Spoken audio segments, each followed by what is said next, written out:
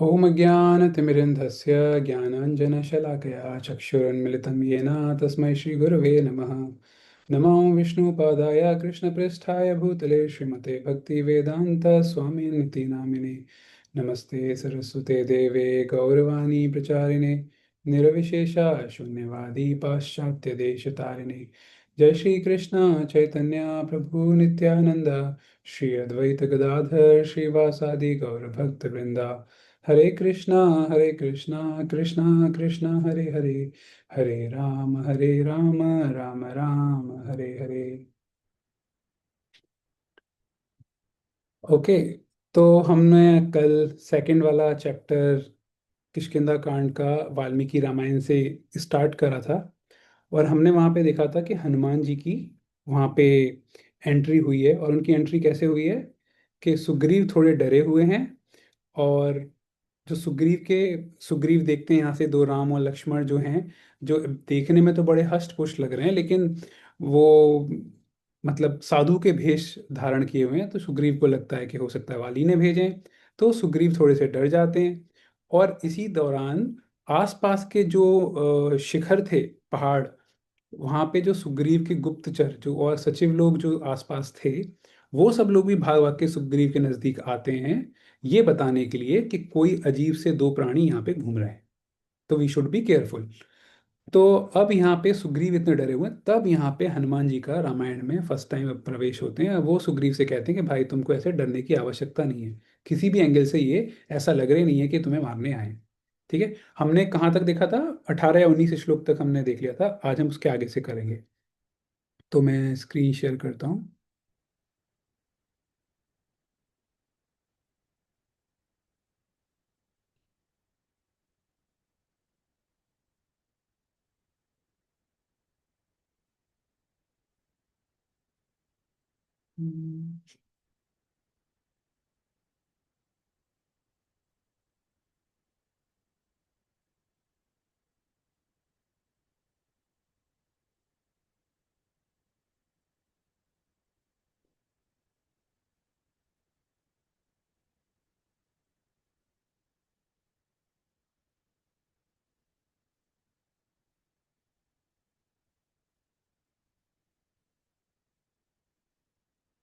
I hope आपको मेरा screen भी दिख रहा होगा और आवाज़ भी ठीक से आ रही होगी।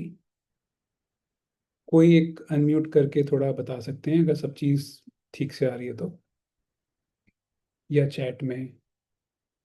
जी भी आ रही है, दिख रही है स्क्रीन। Okay okay. तो हम लोगों ने यहाँ तक पढ़ लिया था। 18वां जो था वहाँ पे हनुमान जी सुग्रीव को बोलते हैं, देखो भाई सुग्रीव, बुद्धि और विज्ञान से संपन्न होकर आप दूसरों की चेष्टाओं के द्वारा उनका मनोभाव समझें। बेसिकली बुद्धि और विज्ञान को यूज करके आप इन्हें परखने, इन्हें जानने का प्रयास करो। इनको देखने की कोशिश करो। ये जो राम लक्ष्मण, ये जो दो व्यक्ति हैं, अभी तक उन्हें पता नहीं कौन है राम लक्ष्मण कौन है। ये जो दो व्यक्ति हैं ये आपको मारने के हिसाब से नहीं आ रहे। फिर अगले श्लोक में आता है 19वें में, हनुमान जी के मुख से निकले हुए इन सभी श्रेष्ठ वचनों को सुनकर सुग्रीव ने उनसे बहुत ही उत्तम बात कही। तो अब हनुमान जी के बात सुन के सुग्रीव जी क्या बोलते हैं? इन दोनों वीरों की भुजाएं लंबी और नेत्र बड़े बड़े हैं। ये धनुष बाण और तलवार धारण किए देव कुमारों के समान शोभा पा रहे हैं। इन दोनों को देखकर किसके मन में भय का संचार ना होगा? तो भय का कारण सीधा सीधा ये है। भाई आप ऐसा सोचो कि आप सपोज करो अपने गली मोहल्ले में हो, आप डरे हुए हो सकता है आपने कुछ गड़बड़ काम किया हो, तो आपको डर है कि कोई आके पकड़ लेगा, कोई आके पकड़ के पिटाई विटाई कर देगा। उसी दौरान आपकी गली में एक बहुत ही पहलवान टाइप का, एक बहुत ही हष्ट पुष्ट सा व्यक्ति, एक नहीं दो दो आते हैं और उनके पास में बंदूक भी है और कुछ हॉकी वॉकी हैं, मूवीज में दिखाते हैं ना, जब मारने पीटने आते हैं तो हॉकी और ये सब लेके आते हैं। ऐसे करके सपोज करो दो लोग बहुत ही हष्ट पुष्ट बॉडी बिल्डर टाइप के आ रहे हैं। भले ही आप उनको नहीं जानते, लेकिन क्योंकि आपको किसी और से डर है तो आप इनको दोनों को लिंक करने की कोशिश करोगे। तो यही जो है भगवान, जो बड़ी बड़ी भुजाएं ये जो दिखा रहे हैं ना, लंबी लंबी भुजाएं, नेत्र बड़े बड़े, धनुष बाण तलवार, ये सब देख के सुग्रीव को डर लग रहा है।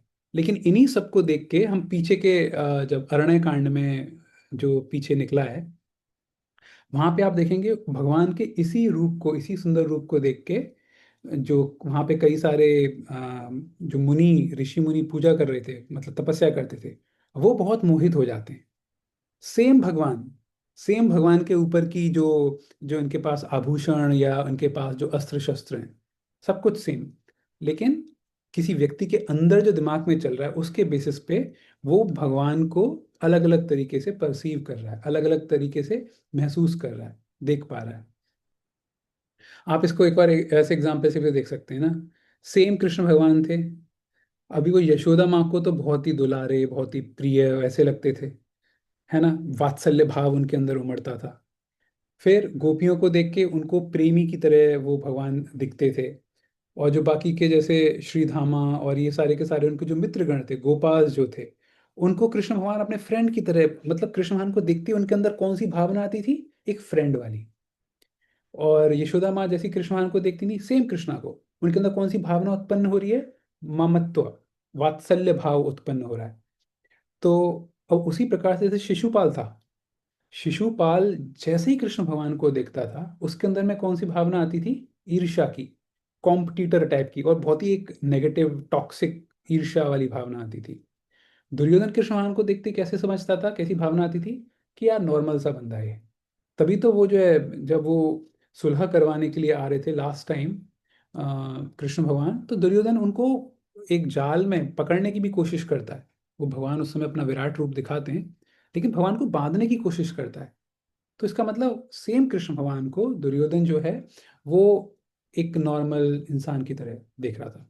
अब यहाँ पे सेम राम और कृष्ण, राम और लक्ष्मण है। हनुमान जी उनको कह रहे हैं कि भैया डरने की कोई जरूरत नहीं है। सुग्रीव कह रहे हैं कि देखो इनके बड़े बड़े हाथ, बड़ी बड़ी आंखें, डरने की बिल्कुल जरूरत है। तो इसलिए अब पॉइंट ये है कि जो सारा का सारा चीज है ना, वो हमारे दिमाग में भरी हुई है। एक वेस्टर्न फिलोसोफर हैं, उसको कांट भी बोलते हैं, मैनुअल कांट, कैंट। वो भी कुछ कुछ इसी तरह की बातें करते हैं, तो वो हम कभी फिर कभी और डिस्कस कर लेंगे। लेकिन पॉइंट ये है, हमारा जो चित्त है, हमारा जो हृदय है, हमारा जो मन है, उसके अंदर जैसे जैसे थॉट्स चल रहे हैं, उसी हिसाब से हम बाहर वाले लोगों को महसूस करेंगे या देखेंगे। अगर अंदर गड़बड़ चल रहा है ना, तो सामने अच्छी चीज भी हो रही होगी ना, उसमें भी हमको नेगेटिविटी दिखेगी। तो इसलिए अब यहाँ से हमको क्या लेसन ले सकते हैं, वो लेसन ये है, हमें कोशिश करनी चाहिए कि अपने आप पे वर्क करें, अपने चित्त को साफ करने का प्रयास करें। इसलिए आप देखते होंगे ना, शिक्षाष्टकम का जो पहला श्लोक है उसमें क्या आता है, चेतो दर्पण मार्जनम। हमारा जो चित्त है वो एक शीशे के समान है, दर्पण के समान है, उसका मार्जन करना है। मार्जन मतलब क्लीनिंग। तो हमारा चित्त जब साफ हो जाएगा, क्लीन हो जाएगा, उसके बाद हम फिर बाकी के और जो दुनिया में चीजें हो रही है ना, इनफैक्ट हंस की तरह हम रहेंगे। मतलब जहाँ गड़बड़ भी हो रहा है ना, उसमें से भी हम अच्छी अच्छी चीजें निकाल सकते हैं। तो हमको कोशिश करनी चाहिए अपने चित्त को साफ करने की। और शिक्षाष्टकम जो है, जो कि चैतन्य महाप्रभु ने लिखा है, तो उसका, जिसमें चित्त को साफ करने का उसमें एक जो बहुत सबसे पावरफुल तरीका बताया वो है श्री परम विजयते श्री कृष्ण संकीर्तन। अगर हम कृष्ण संकीर्तन करते हैं, भगवान के नाम का जप करते हैं, तो उससे हमारा हृदय, उससे हमारा चित्त शांत होता है, और हमारा चित्त क्लीन होता है, साफ होता है, स्वच्छ होता है। और जब हमारा ये स्वच्छ हो जाएगा हमारा हृदय या चित्त, फिर हम सारी चीज़ों को अच्छे से परसीव करेंगे, देखेंगे, और किसी तरीके से भयभीत नहीं होंगे, जैसे अभी सुग्रीव हो रहे हैं। ये एक इम्पॉर्टेंट लेसन हम, आप लोग अपने नोट्स में लिख सकते हो, कि अपना चित्त साफ करना है। मेरे मन में संदेह है कि ये दोनों श्रेष्ठ पुरुष वाली के ही भेजे हुए हैं, क्योंकि राजाओं के बहुत से मित्र होते हैं। हरे कृष्णा, हरे कृष्णा भैया। हम्म। भैया ये आपका ना फोटो ऊपर भी आ रहा है और नीचे भी आ रहा है, इसकी वजह से छोटा दिखाई दे रहा है, तो फिर आप ना अपने नीचे वाले में हटा दीजिए फोटो को। फोटो दो आ रहे हैं क्या? एक, हाँ भैया। एक सेकेंड।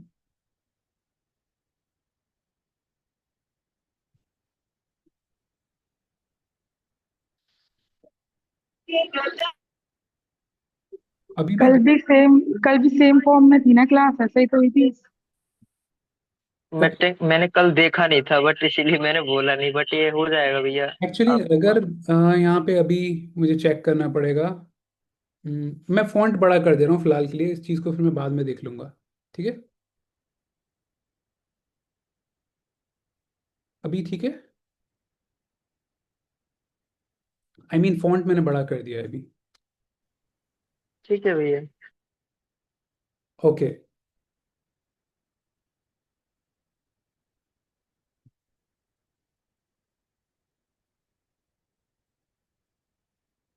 अभी भी वो स्क्रीन आ रही है क्या?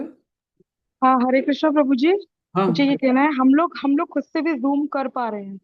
हाँ, जूम में वैसे ये फीचर होता है, अपने हाथ से आप उस पर्टिकुलर एरिया को पिंच करके आप उसे कम ज़्यादा कर सकते हो, तो आप लोग वैसा कर लो अभी। ठीक है, थैंक यू। तो मेरे मन में संदेह है कि ये दोनों श्रेष्ठ पुरुष वाली के ही भेजे हुए हैं, क्योंकि राजाओं के बहुत से मित्र होते हैं, अतः उन पर विश्वास करना उचित नहीं है। तो ये बता रहे हैं कि ठीक है, वाली खुद नहीं आ रहा, हो सकता है कि उसने अपना कोई मित्र भेजा हो, क्योंकि राजाओं के बहुत सारे मित्र होते हैं, है ना। फिर नेक्स्ट।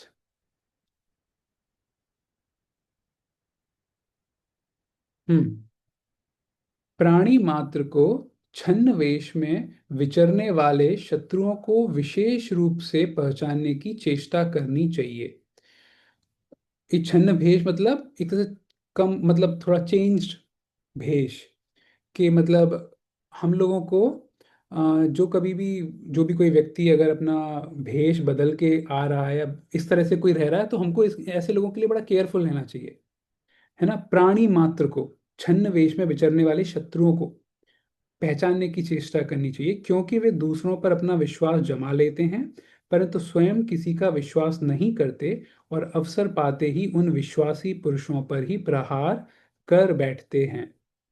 तो बेसिकली जो जासूस टाइप के लोग होते हैं ना, आप लोगों ने स्पाई, कई सारी स्पाई मूवीज उस समय भी दिखाया जाता है कि वो बिल्कुल उस देश में, उस स्थिति में बिल्कुल वैसे ही घुल मिल जाते हैं। सब लोग उन पे विश्वास करने लग जाते हैं, लेकिन अंदर से उनका मोटिव कुछ और ही होता है। अंदर से मोटिव है किसी को परेशान करना, चीट करना है, कुछ इन्फॉर्मेशन निकलवाना, उस टाइप से। तो यहाँ पे बोल रहे हैं कि इसलिए हम लोगों को बहुत ही प्राणी मात्र को, व्यक्ति को, एक जनरल व्यक्ति को इस मामले में बहुत ही जागरूक और बहुत ही सचेत होना रहना चाहिए, कि कहीं ऐसे प्रकार के किसी गलत व्यक्ति पे हम फेथ ना कर लें, ट्रस्ट ना कर लें। और ऐसे व्यक्तियों का एक गुण बताया इन्होंने। वो गुण क्या बताया, बाकी की दुनिया वाले उन पे ट्रस्ट करने लग जाते हैं, वो इतने अच्छे से रहते हैं, लेकिन खुद वो किसी पे अंदर से ट्रस्ट नहीं करते। तो एक तरह से जासूस का गुण है ये। वाली इन सब कार्यों में बड़ा कुशल है। राजा लोग बहुदर्शी होते हैं, वचनों के आ, वंचना के अनेक उपाय जानते हैं, इसीलिए छिपने के मतलब स्ट्रेटेजिकली, इसलिए शत्रुओं का विध्वंस कर डालते हैं। ऐसे शत्रुभूत राजाओं को प्राकृत वेशभूषा वाले मनुष्यों, गुप्तचरों द्वारा जानने का प्रयत्न करना चाहिए। तो यहाँ पे बोल रहे हैं कि इस तरह के जो जो कई राजा लोग जो होते हैं ना, वो बहुत ही आगे का सोचते हैं, बहुदर्शी, दूरदर्शी टाइप के होते हैं वो। और वो इस तरह की स्ट्रेटेजीज जानते हैं कि किस प्रकार से शत्रुओं को बारे में जानकारी ले पाएं। तो ऐसे लोगों को जानने के लिए हम लोगों को, मतलब वो बोल रहे हैं कि हम लोगों को प्रयास करना चाहिए कि हम ऐसे लोगों को पहचान पाएं।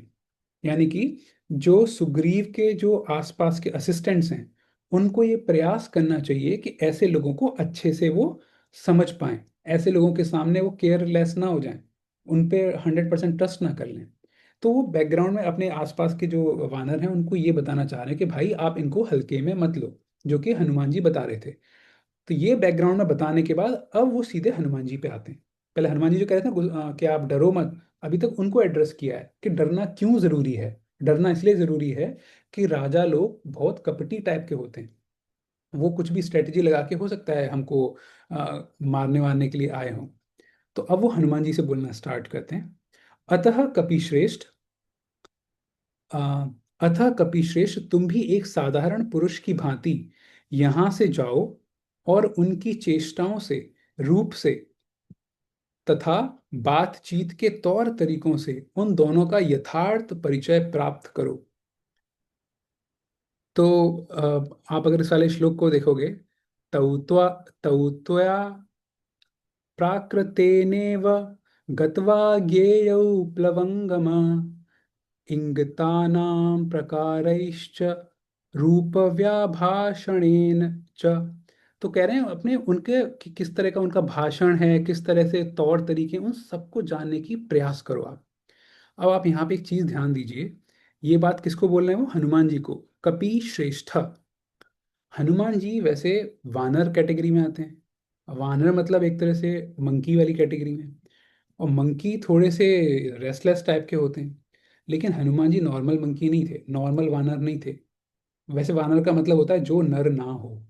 अब नर नहीं है तो क्या है? तो वो वानर टाइप से। और वो नॉर्मल मंकी नहीं थे, वो सेलेस्टियल मतलब हायर प्लैनेट्स वाले वानर थे। हाँ। तो अभी वो हनुमान जी से, जो कि वानर प्रजाति से हैं, उनको बोल रहे हैं कि भाई आप ना उनका चेष्टाओं, कि उनकी क्या इच्छा है, उनके रूप, उनके बातचीत के तरीके से पहचान करने की कोशिश करो। तो आप सोच सकते हो ना हनुमान जी मतलब कितने कैपेबल होंगे कि आदमी की औरों की भावनाएं, इन सबको पहचान पाएंगे वो। फिर देखो आगे, उनके मनोभावों को समझो। यदि वे प्रसन्न चित्त जान पड़े तो बारंबार मेरी प्रशंसा करके तथा मेरे अभिप्राय को सूचित करने वाली चेष्टाओं द्वारा मेरे प्रति उनका विश्वास उत्पन्न करो। आप ना, ये श्लोक इतना इंपॉर्टेंट है। इस श्लोक को पढ़ के आप समझ में आपके आएगा कि सुग्रीव कितने ज्यादा डरे हुए हैं। वो क्या बोल रहे हैं हनुमान जी से कि देखो हनुमान, उनके मनोभाव को समझने की कोशिश करना कि उनके अंदर क्या चल रहा है। जनरली लोग नहीं बताते कि उनके अंदर क्या चल रहा है, लेकिन हनुमान आप कोशिश करना, निकालने की कोशिश करना उनसे क्या चल रहा है। और फिर यदि वे प्रसन्न चित्त जान पड़े। प्रसन्न चित्त मतलब थोड़े से फ्रेंडली टाइप के हों आपसे, थोड़ा, कई लोग होते हैं ना थोड़े अलूफ टाइप के रहते हैं, दूर दूर बात, आप उनसे हाय हेलो बोलोगे तो हाँ हाय हेलो बोल के निकल लिए। लेकिन अगर वो प्रसन्न चित्त टाइप के हों, थोड़े फ्रेंडली हों, थोड़ा आपसे बात करें, तो क्या करना?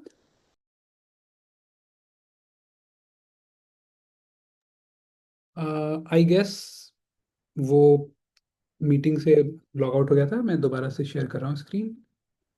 ये आई थिंक आपका नेटवर्क इशू हो रहा है। हाँ हाँ हाँ हाँ। आई होप अभी स्क्रीन आपको दिख रही होगी। दिख रही है ना स्क्रीन? साफ आवाज आ रही है? यस। यस। या विजिबल। Okay okay. तो फिर यहाँ पे, तो मैं आपको ये बताया था, ये वाला श्लोक इतना इम्पोर्टेंट है। यहाँ से हमें पता चल रहा है कि सुग्रीव कितने ज्यादा डरे हुए हैं। वो बोल रहे हैं कि उनकी मनोस्थिति को देखना, अगर वो फ्रेंडली हुए, अगर आपको लग रहा है कि वो आपसे बात कर रहे हैं, राम और लक्ष्मण थोड़े अच्छे से बात कर रहे हैं, तो आप क्या करना, आप मेरी प्रशंसा करना तथा मेरे अभिप्राय को सूचित करने वाली चेष्टाओं द्वारा मेरे प्रति उनका विश्वास उत्पन्न करना। वो बोल रहे हैं कि भाई किसी भी तरीके से ना मेरी जैक लगा देना, मेरे मेरे बिहाफ पे मेरी तारीफ करना, जिससे कि अगर उनके अंदर मेरे प्रति थोड़ा बहुत कुछ नेगेटिव भी भर दिया हो वाली ने, तो जब आप मेरी प्रशंसा करोगे इन दोनों से, तो उनके दिमाग से मेरे प्रति जो मारने के हिसाब से शायद आए होंगे, तो उनका वो अपना डिसीजन चेंज कर देंगे। आप सोचो, इस व्यक्ति, ऐसी बात कौन कह सकता है? मतलब ऐसी बात वही कह सकता है जो अंदर से बहुत ज्यादा डरा हुआ है। और इनको हनुमान जी पे कितनी फेथ है, और इनको हनुमान जी को के बारे में कितना कुछ पता है कि भाई ये वाला काम हनुमान जी ही कर सकते हैं। आपको पता है उनके पास पास में नल नील वो सब भी थे, लेकिन ये हनुमान जी को ये चीज बोलते हैं, है ना। फिर नेक्स्ट, वानर शिरोमणि, तुम मेरी ही ओर, देखो ये श्लोक बड़ा अच्छा है।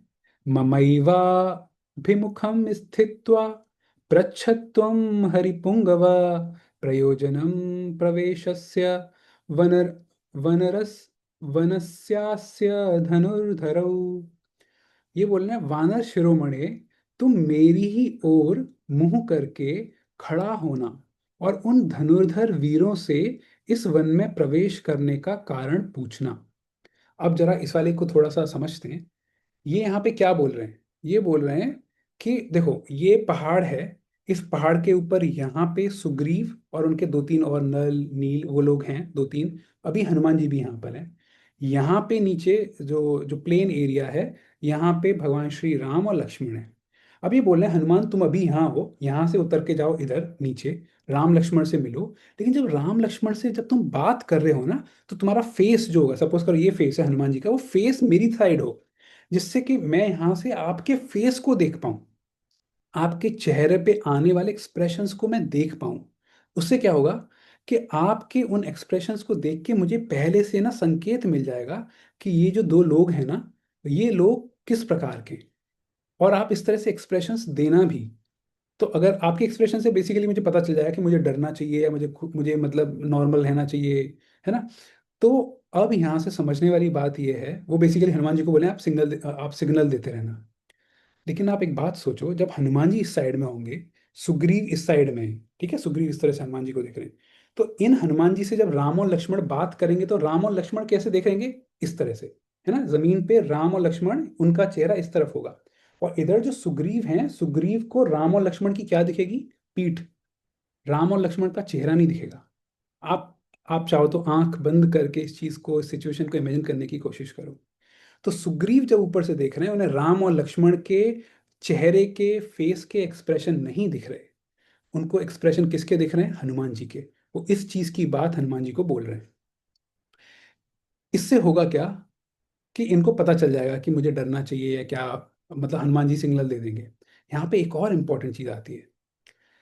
देखो, हम लोग जो नॉर्मल जीव हैं, हम जीव को भगवान के बारे में कुछ नहीं पता, कि कौन भगवान है, भगवान क्या होते हैं, कैसे रहते हैं, क्या कुछ नहीं पता। हमें भगवान के बारे में चीजें कहाँ से पता चलती हैं, गुरु के हरे थ्रू। कृष्णा भैया, आपका ना बीच में 2 बार ब्रेक हुआ था, कम से कम कुछ सेकंड के लिए। यानी कि बीच में कुछ चीजें मिस हो गई, कुछ शब्द। अभी फिर से हो गया। हे भगवान, अम, अभी मुझे पता नहीं कितना मिस हुआ है। आई होप अभी ठीक ठाक आ रहा होगा। तो ठीक है, अभी जो मिस हो गया, अभी मुझे पता नहीं कितना मिस हुआ है। तो फिर वहां पे आई होप इतना समझ में आ गया, सुग्रीव ऊपर है, राम लक्ष्मण इस साइड में देख रहे हैं और हनुमान जी इस साइड में। यहाँ तक तो क्लियर है सबको, बस ये वाली पोजीशन क्लियर है या नहीं, एक बार ये बता दो कोई।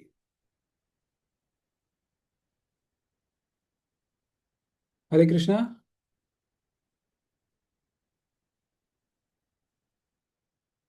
हरे कृष्णा। हाँ भैया, अभी तक रुका हुआ था। ब्रेक हो रहा है वॉइस। आह देखो, मुझे कुछ आइडिया नहीं है, यहाँ पे थोड़ा बारिश हो रही है इधर। तो ठीक है, कोशिश करते हैं कंटिन्यू करने का। बस जितना। अब सही है भैया। Okay okay. ये पोजीशन क्लियर हुई या नहीं, जो मैं समझाना चाह रहा था ये बताइए, कि सुग्रीव, राम लक्ष्मण और हनुमान, उनका पोजीशन कौन कहाँ पे कैसे खड़ा है। भैया आप ना प्लीज एक और बार रिपीट कर दीजिए ये वाला पॉइंट। रुको, मैं पेन से समझाता हूँ। ठीक है, ये मेरा पेन है, ये राम लक्ष्मण है, ये समझो राम और लक्ष्मण के दो, ये इस साइड में फेस कर रहे हैं, ठीक है, इस साइड में। ये यहाँ पे सुग्रीव हैं, ठीक है। और ये यहाँ, सॉरी मैं गलत बोल दिया, राम लक्ष्मण इस साइड में हैं, ये हनुमान जी, ठीक है। ये जमीन पे,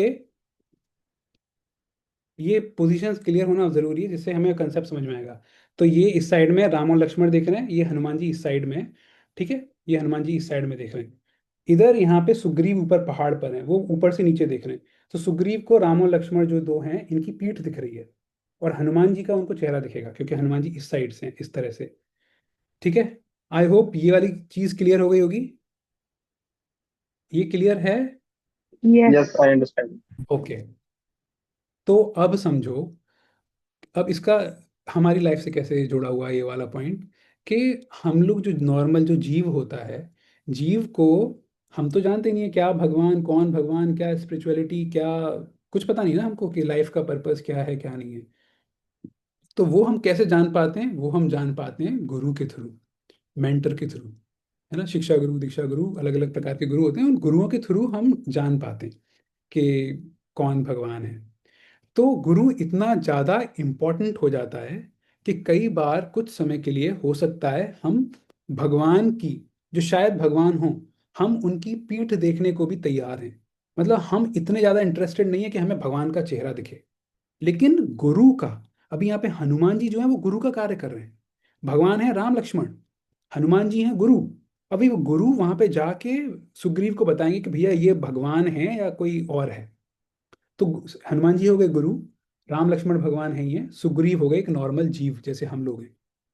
तो अब हनुमान जी का एक्सप्रेशन, हनुमान जी का फ्रंट इतना ज़्यादा इम्पोर्टेंट है कि हमें कोई फर्क नहीं पड़ता कि हमें कुछ समय के लिए भगवान का चेहरा नहीं भी देख रहे तो भी चलेगा, लेकिन गुरु का चेहरा देखना बहुत ज़रूरी है। यानी गुरु की पोजीशन है वो कई बार भगवान से भी ऊपर है, क्योंकि भगवान को गुरु के थ्रू ही देख सकते हैं। तो ये ब्रज भाषा में वो भी है ना, एक दोहा, गुरु गोविंद दो खड़े काके लागू पाए, बलिहारी गुरु आपने गोविंद दियो बताए। वहां पे ये गुरु और गोविंद, कृष्ण भगवान और गुरु दोनों खड़े हैं, और आपको पैर छूने, तो सबसे पहले किसके पैर छूओगे? पहले गुरु के छूओगे या फिर भगवान के छूओगे? कोई कह सकता है भगवान सुप्रीम है, लेकिन भगवान सुप्रीम है ये बात आपको किसने बताई? गुरु ने। तो इसलिए पहले आप पाओ गुरु के छूओगे। सेम चीज यहाँ पे। तो सुग्रीव ने चूज किया हनुमान जी का चेहरा देखना और राम लक्ष्मण की पीठ देखना। ये वाला पॉइंट आई होप आपको समझ में आ गया होगा। आप क्लास के बाद इस चीज को थोड़ा और मनन भी करिएगा, ये इंपॉर्टेंट पॉइंट था। ओके, नेक्स्ट, वानर शिरोमणे, तुम मेरी ही ओर, हाँ। तो हमने देखा यहाँ पे देखो ये इन्होंने संस्कृत वर्ड यूज किया, ममई वा भे मुखम स्थित्वा। अपनी स्थिति इस तरह से रखना कि आपका मुखम, ममई वा, मेरी तरफ आपका मुख हो, इस तरह से अपनी स्थिति रखना, मतलब इस तरह से आप खड़े होना। फिर उसके बाद, यदि उनका हृदय शुद्ध जान पड़े तो भी तरह तरह की बातों और आकृति के द्वारा यह जानने की विशेष चेष्टा करनी चाहिए कि वे दोनों कोई दुर्भावना लेकर तो नहीं आए। अभी सुग्रीव बोल रहे हैं कि अगर उनका पहली बार में अगर आपको लगे कि हाँ भाई वो बिल्कुल सही सही बोल रहे हैं, मतलब ऐसा लग रहा है कि कोई दिक्कत नहीं है, फिर भी एक बार में मत मान जाना। आप एफर्ट्स डालते रहना, अलग अलग तरीके से ना कोशिश करना उनके अंदर से निकलवाने की। कि कई बार कोई बंदा एक बार झूठ बोल सकता है, लेकिन बार बार अलग अलग तरीके से शायद झूठ ना बोल पाए, तो अलग अलग स्ट्रैटेजी अपना के उनके अंदर से निकलवाना। तो अगर देखा जाए आज के समय में हम लोग भी ऐसे ही करते हैं, या फिर हम लोगों को भी ऐसे ही करना चाहिए। किसी के बारे में अगर जानना है तो एक मीटिंग में या एक बार में हम नहीं समझ सकते किसी को, है ना। हमको कई बार मिलना पड़ेगा, कई अलग अलग प्रश्न पूछने पड़ेंगे, सामने वाले व्यक्ति का बिहेवियर ऑब्जर्व करना पड़ेगा, तब हम समझ सकते हैं किसी को। तो ये लेसन हमको क्या मिलता है यहाँ से? किसी भी अजनबी व्यक्ति को बिना जाने, बिना बात किए, बिना अलग अलग सिचुएशन में देखे आप आसानी से उसके ऊपर ट्रस्ट मत करिए, उसके ऊपर विश्वास मत करिए। ये हमको सुग्रीव बता रहे हैं।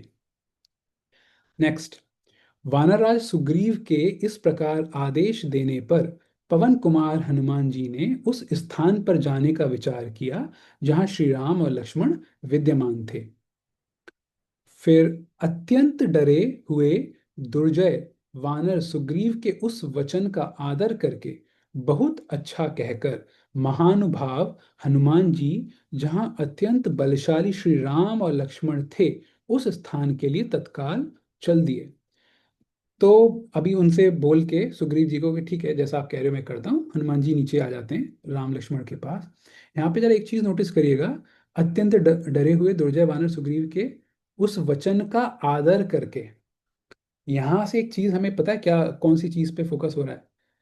सुग्रीव के वचन का आदर करके, रेस्पेक्ट है सुग्रीव के प्रति, जबकि शक्ति में कौन ज्यादा है? हनुमान जी। फिजिकल शक्ति में भी, मेंटल शक्ति में भी, सूझबूझ, नॉलेज, सब में हनुमान जी आ गए, लेकिन फिर भी वो क्या कर रहे हैं? आदर करके, सुग्रीव का आदर करके वहां पे जाते हैं, रेस्पेक्टफुल है वो। और रेस्पेक्टफुल क्यों है, हमने कल या परसों डिस्कस किया था, क्योंकि इनके जो गुरु जिन्होंने इनको नॉलेज दी थी हनुमान जी को, सूर्यदेव, उन्होंने इनसे रिक्वेस्ट किया था। तो एक तरह से गुरु की बात का आदर करते हुए यहाँ पे वो अपने स्वामी सुग्रीव, यहाँ पे तो सुग्रीव ही इनके स्वामी है, तो उनका भी आदर करते हुए वो फिर उनको बोल के कि ओके मैं जा रहा हूँ, फिर वो चले जाते हैं। ठीक है, तो यहाँ हमारा चैप्टर नंबर 2 खत्म होता है। हम लोग सैटरडे संडे की तो छुट्टी है, मंडे से तृतीया सर्ग स्टार्ट करेंगे। ओके, तो अब आज वाला जो भी डिस्कशन हुआ है इससे रिलेटेड अगर आप में से किसी का कोई प्रश्न हो तो आप, प्रश्न हो या फिर आप इससे रिलेटेड कोई पॉइंट अच्छा लगा हो, आप कोई शेयर करना चाहते हो कुछ, तो आप बोल सकते हो, बता सकते हो अनम्यूट करके। हरे कृष्ण भैया। हरे कृष्ण विकास प्रभु। भैया थैंक यू सो मच। और आज मैंने मतलब कि मोबाइल हाथ में लेके क्लास लिया है, सबसे इम्पोर्टेंट है, इसलिए आज मैं क्वेश्चन, मतलब क्वेश्चन तो नहीं है, मतलब मैं पॉइंट जो अच्छा लगा वो मैं बताऊंगा। तो भैया पॉइंट ये वाला अच्छा था जो आपने बताया था कि हनुमान जी को सुग्रीव देख रहे हैं।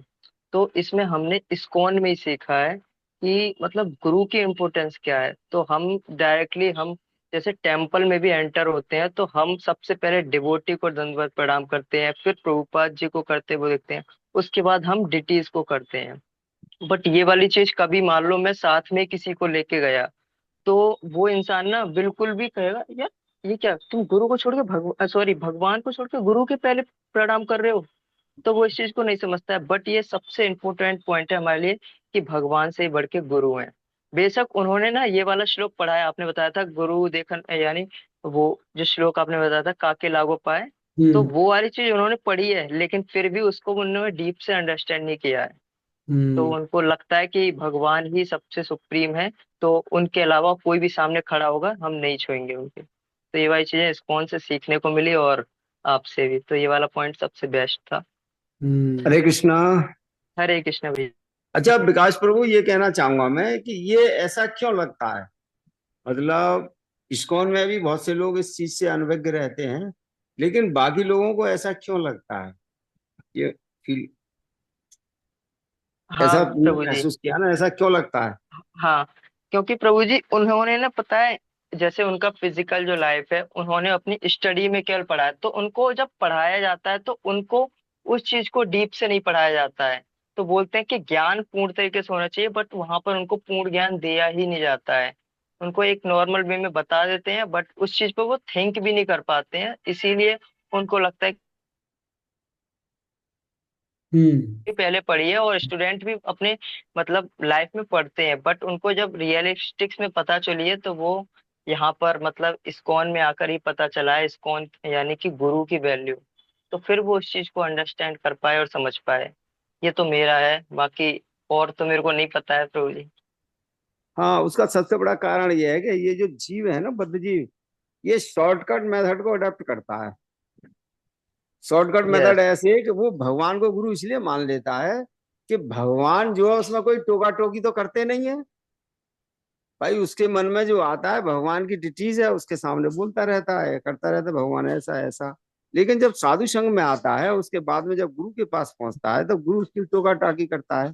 तो जब उसको महसूस होता है कि हाँ, ये इस्कॉन में ही महसूस होता है उसको कि गुरु यस जो है प्रभु जी। भगवान। हाँ, क्योंकि मार्गदर्शन तो गुरु के द्वारा होता है, वो टोकता है उसको, बताता है। और साधु संग जो है, भक्तों का संग भी ये चीज हमें बताता है। तो सबसे बड़ी बात यह है कि इसीलिए हमें मतलब डिपोटीज का जो एसोसिएशन है, वो उसको इग्नोर नहीं करना चाहिए, जहां मौका मिले उसके साथ रहना चाहिए। और वो फिर हमको सही तरह से इंस्पायर करते हैं।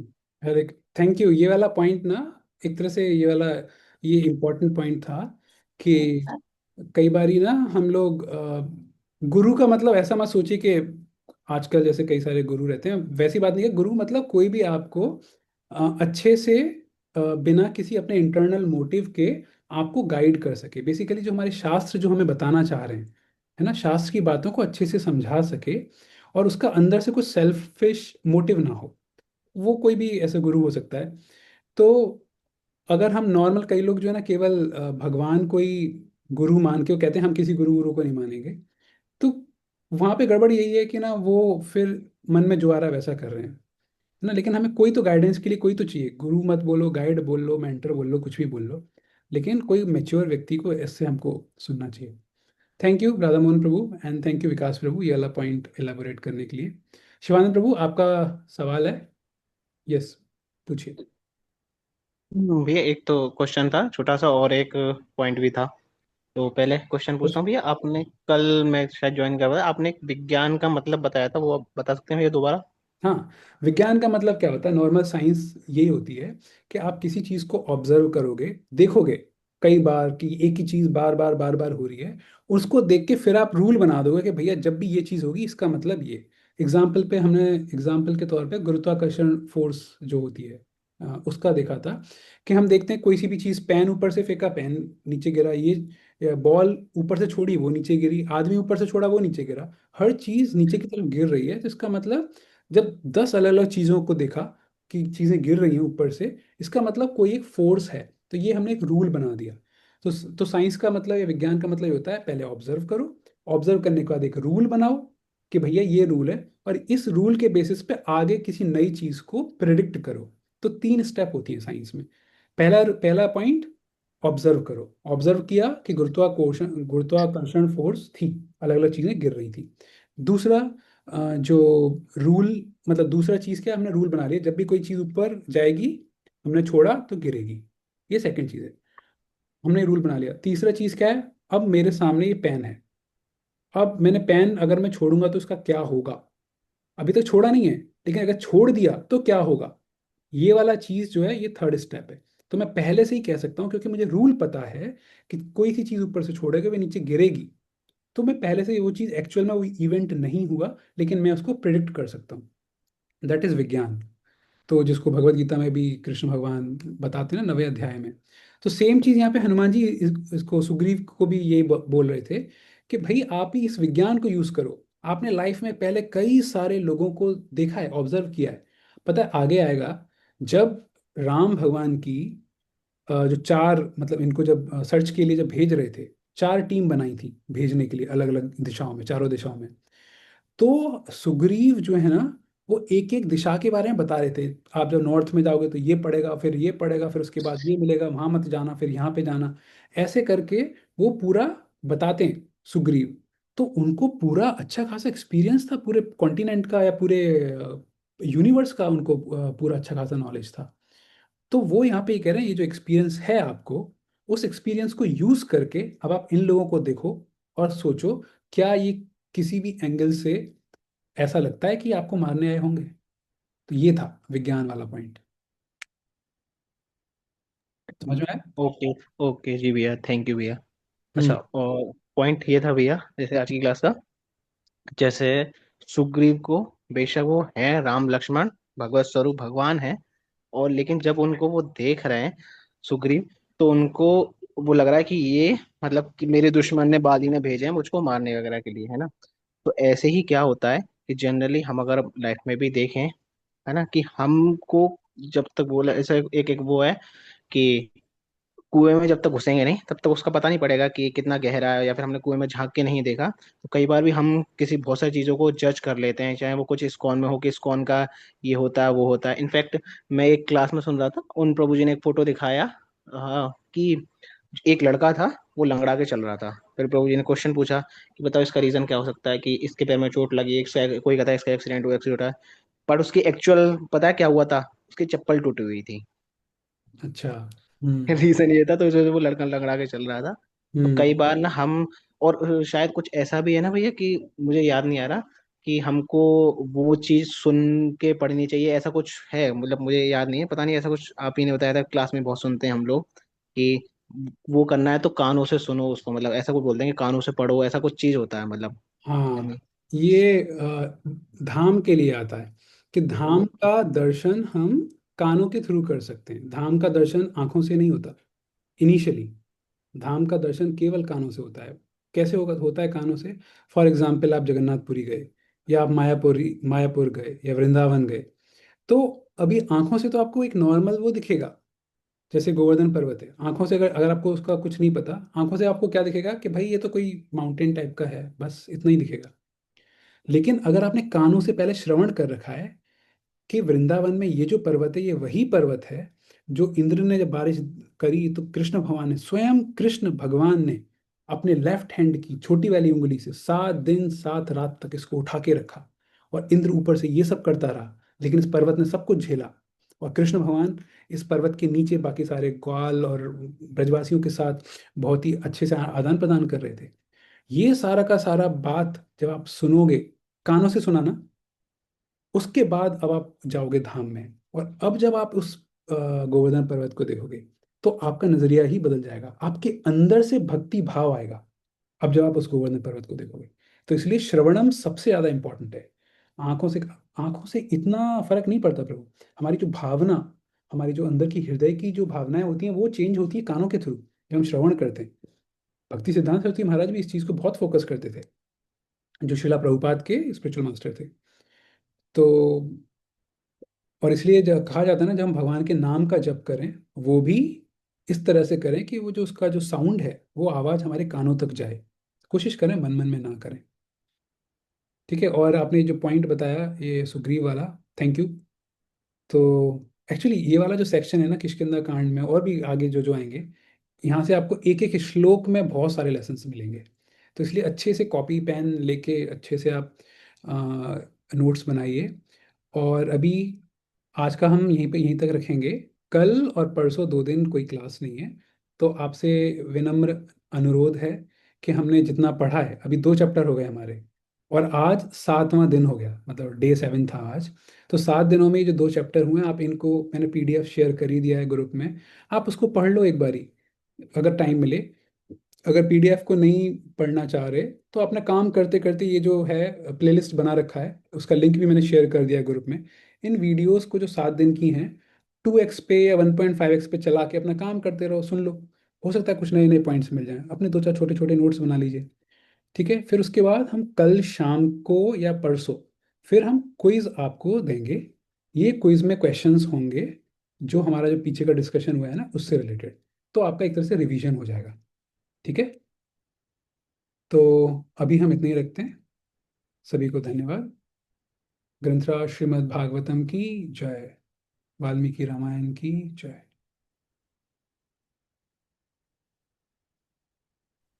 हरि बोल Prabhu ji, thank you. Sorry late join किया, हैड गॉन, गौरंग प्रभु आए थे, बॉम्बे आए थे, क्योंकि उनका एक म्यूजिकल इवेंट था। ओके। उनका नहीं था, मतलब ISKCON had partnered with someone and with an educational trust.